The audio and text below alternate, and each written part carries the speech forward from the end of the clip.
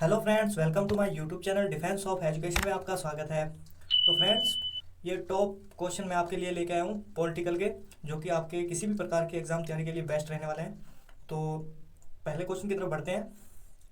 भारतीय संविधान का कौन सा भाग संविधान की आत्मा कहलाता है? तो पूछा गया फ्रेंड्स, भारतीय संविधान का कौन सा भाग संविधान की आत्मा कहलाता है? इस क्वेश्चन का राइट आंसर हो जाएगा फ्रेंड्स ऑप्शन नंबर ए, उद्देशिका।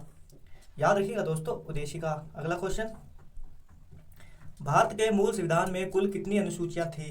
तो पूछा गया फ्रेंड्स, भारत के मूल संविधान में कुल कितनी अनुसूचियां थी? तो इस क्वेश्चन का राइट आंसर होगा फ्रेंड्स ऑप्शन नंबर डी, 8 अनुसूचियां। याद रखिएगा दोस्तों, 8 अनुसूचियां। अगला क्वेश्चन पूछा गया फ्रेंड्स, भारत के राष्ट्रपति को उसके पद से हटाने का अधिकार किसे प्राप्त है? तो इस क्वेश्चन का राइट आंसर हो जाएगा फ्रेंड्स ऑप्शन नंबर ए दोस्तों, संसद को। याद रखिएगा दोस्तों, भारत के राष्ट्रपति को उसके पद से हटाने का अधिकार संसद को प्राप्त है। अगला क्वेश्चन, राज्यसभा का सभापति कौन होता है? पूछा गया फ्रेंड्स, राज्यसभा का सभापति कौन होता है? इस क्वेश्चन का राइट आंसर होगा फ्रेंड्स ऑप्शन नंबर सी, उपराष्ट्रपति। याद रखिएगा दोस्तों, उपराष्ट्रपति राज्यसभा का सभापति होता है। अगला क्वेश्चन, भारत का प्रधानमंत्री बनने के लिए न्यूनतम आयु कितनी वर्ष होनी चाहिए? पूछा गया फ्रेंड्स, भारत का प्रधानमंत्री बनने के लिए न्यूनतम आयु कितनी वर्ष होनी चाहिए? तो इस क्वेश्चन का राइट आंसर होगा फ्रेंड्स ऑप्शन नंबर ए, 25 वर्ष। याद रखिएगा दोस्तों, न्यूनतम आयु 25 वर्ष से अधिक होनी चाहिए। अगला क्वेश्चन पूछता है आपसे फ्रेंड्स, अगर आपको क्वेश्चनों का लेवल अच्छा लगा हो तो लाइक, शेयर और सब्सक्राइब जरूर करें, ताकि हमारे द्वारा अपलोड किए गए वीडियो का नोटिफिकेशन आपको मिलता रहे। और फ्रेंड्स, एक बता दूं फ्रेंड्स, हमारे इस यूट्यूब चैनल पर आपको टॉपिक वाइज ही क्लासेस देखने को मिलती है। राज्यसभा का सदस्य बनने के लिए न्यूनतम आयु कितनी है? पूछा गया फ्रेंड्स, राज्यसभा का सदस्य बनने के लिए न्यूनतम आयु कितनी है? तो इस क्वेश्चन का राइट आंसर होगा फ्रेंड्स ऑप्शन नंबर सी, 30 वर्ष। याद रखिएगा दोस्तों, राज्यसभा का सदस्य बनने के लिए न्यूनतम आयु 30 वर्ष है। अगला क्वेश्चन, सदन की कार्यवाही का प्रथम घंटा क्या कहलाता है? पूछा गया फ्रेंड्स, सदन की कार्यवाही का प्रथम घंटा क्या कहलाता है? तो इस क्वेश्चन का राइट आंसर होगा फ्रेंड्स ऑप्शन नंबर डी, प्रश्नकाल। याद रखिएगा दोस्तों, सदन की कार्यवाही का प्रथम घंटा प्रश्नकाल कहलाता है।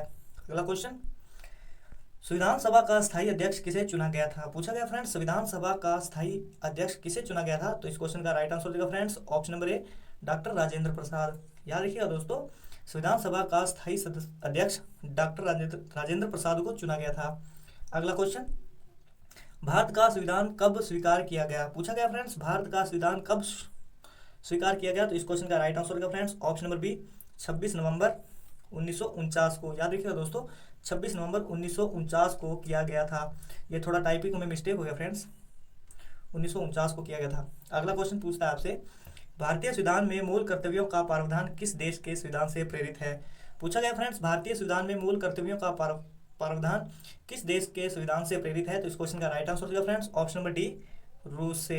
याद रखिएगा दोस्तों, रूस। अगला क्वेश्चन आपसे पूछता है, मूल संविधान में कुल कितने अनुच्छेद और कितनी अनुसूचियां थी? पूछा गया फ्रेंड्स, मूल संविधान में कुल कितने अनुच्छेद और कितनी अनुसूचियां थी? तो इस क्वेश्चन का राइट आंसर होगा फ्रेंड्स ऑप्शन नंबर डी, 395 अनुच्छेद और 8 अनुसूचियां थी। याद रखिएगा दोस्तों, 395 अनुच्छेद और 8 अनुसूचियां थी।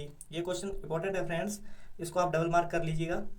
अगला क्वेश्चन आपसे पूछता है, भारतीय संविधान किस प्रकार की नागरिकता प्रदान करता है? पूछा गया फ्रेंड्स, भारतीय संविधान किस प्रकार की नागरिकता प्रदान करता है? तो इस क्वेश्चन का राइट आंसर होगा फ्रेंड्स ऑप्शन नंबर बी, एकल नागरिकता। याद रखिएगा दोस्तों, भारतीय संविधान एकल नागरिकता प्रदान करता है। अगला क्वेश्चन आपसे पूछता है, भारत के राष्ट्रपति को उसके कार्यकाल की समाप्ति से पूर्व किस प्रकार पद से हटाया जा सकता है?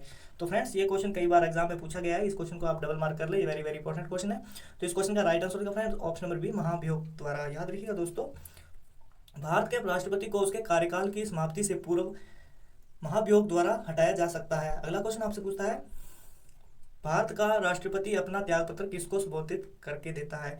पूछा गया फ्रेंड्स, भारत का राष्ट्रपति अपना त्यागपत्र किसको संबोधित करके देता है? इस क्वेश्चन का राइट आंसर होगा फ्रेंड्स ऑप्शन नंबर ए, उपराष्ट्रपति। याद रखिएगा दोस्तों, उपराष्ट्रपति। अगला क्वेश्चन, केंद्र सरकार का प्रमुख कौन है? पूछा गया फ्रेंड्स, केंद्र सरकार का प्रमुख कौन है? तो इस क्वेश्चन का राइट आंसर होगा फ्रेंड्स ऑप्शन नंबर सी, प्रधानमंत्री। याद रखिएगा दोस्तों, केंद्र सरकार का प्रमुख प्रधानमंत्री है।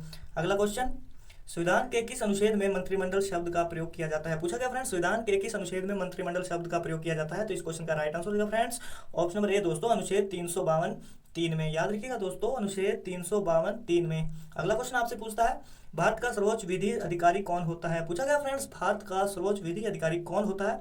इस क्वेश्चन का राइट आंसर होगा फ्रेंड्स ऑप्शन नंबर डी दोस्तों, भारत का महान्यायवादी। याद रखिएगा दोस्तों, भारत का महान्यायवादी। अगला क्वेश्चन, लोकसभा में सदस्यों की संख्या अधिकतम कितनी हो सकती है? पूछा गया फ्रेंड्स, लोकसभा में सदस्यों की संख्या अधिकतम कितनी हो सकती है? तो इस क्वेश्चन का राइट आंसर होगा फ्रेंड्स ऑप्शन नंबर ए दोस्तों 552।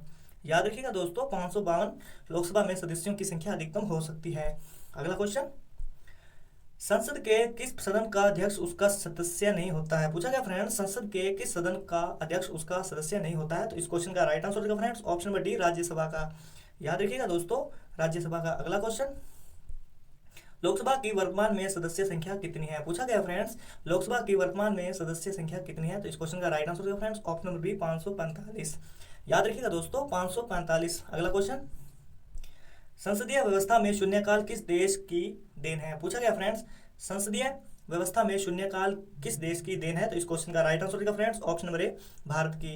याद रखिएगा दोस्तों संसदीय व्यवस्था में शून्यकाल भारत की देन है। अगला क्वेश्चन आपसे पूछता है, सर्वोच्च न्यायालय के न्यायाधीशों की नियुक्ति किसके द्वारा की जाती है? पूछा गया फ्रेंड्स, सर्वोच्च न्यायालय के न्यायाधीशों की नियुक्ति किसके द्वारा की जाती है? तो इस क्वेश्चन का राइट आंसर होगा फ्रेंड्स ऑप्शन नंबर सी राष्ट्रपति के द्वारा। याद रखिएगा दोस्तों सर्वोच्च न्यायालय के न्यायाधीशों की नियुक्ति राष्ट्रपति के द्वारा की जाती है। फ्रेंड्स अगर आपको क्वेश्चनों का लेवल अच्छा लगा हो तो शेयर, लाइक और सब्सक्राइब जरूर करें, ताकि हमें एक सब्सक्राइब से हमें मोटिवेट मिलता है।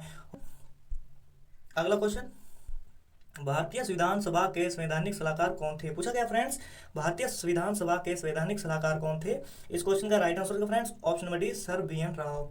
याद रखिएगा दोस्तों सर बी.एन. राव।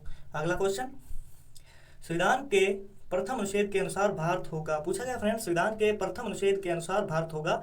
इस क्वेश्चन का राइट आंसर होगा फ्रेंड्स ऑप्शन नंबर ए राज्यों का संघ। याद रखिएगा दोस्तों राज्यों का संघ।